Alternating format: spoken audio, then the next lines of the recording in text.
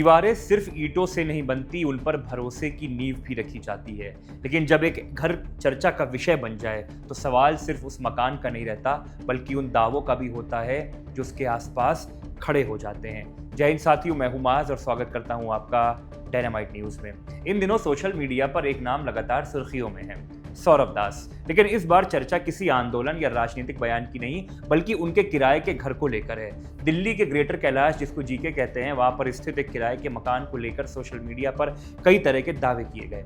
इन दावों के बाद विवाद इतना बढ़ गया कि मामला दिल्ली पुलिस तक पहुंच गया और कानूनी कार्रवाई की बात भी सामने आने लगी। दरअसल सोशल मीडिया पर कुछ यूट्यूबर्स और कुछ अन्य लोगों ने दावा किया कि सौरभ दास जिस घर में रहते हैं उसका किराया 8 या 10 लाख रुपए है।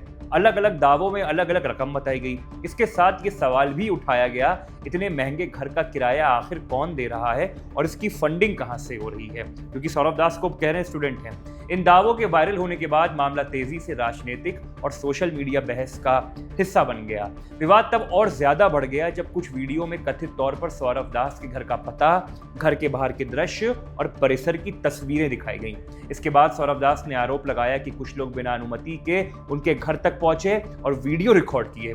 उनका कहना है ये उनकी निजता का, प्रिवेसी का उल्लंघन है और इससे उनके परिवार की सुरक्षा भी खतरे में पड़ सकती है। इस मामले को लेकर सौरभ दास ने दिल्ली पुलिस में शिकायत दर्ज कराई। शिकायत में उन्होंने आरोप लगाया कि कुछ लोगों ने उनके निजी पते को सार्वजनिक किया और घर के आसपास वीडियो बनाकर सोशल मीडिया पर साझा किए। उन्होंने मांग की इस मामले में जिम्मेदार लोगों के खिलाफ उचित कार्रवाई की जाए ताकि भविष्य में ऐसी घटनाएं दोबारा ना हो सके। सौरभ दास ने यह भी कहा कि अगर भविष्य में उनके घर या परिवार की सुरक्षा से जुड़ी कोई घटना होती है तो उसके लिए उन लोगों को जिम्मेदार माना जाना चाहिए, क्योंकि उनका पता और उनके घर की जानकारी पब्लिक डोमेन यानी सार्वजनिक करी गई।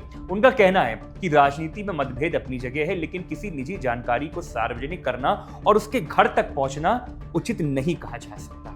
इस पूरे विवाद पर सीजेपी की ओर से भी प्रतिक्रिया सामने आई है। पार्टी के प्रवक्ता आशुतोष रांका ने आरोप लगाया कि सोशल मीडिया पर पार्टी के नेताओं को निशाना बनाने की कोशिश की जा रही है। उन्होंने कहा अगर जरूरत पड़ी तो इस मामले को अदालत में भी हम ले जाएंगे और दोषियों के खिलाफ कानूनी कार्रवाई के लिए हम लड़ाई लड़ेंगे।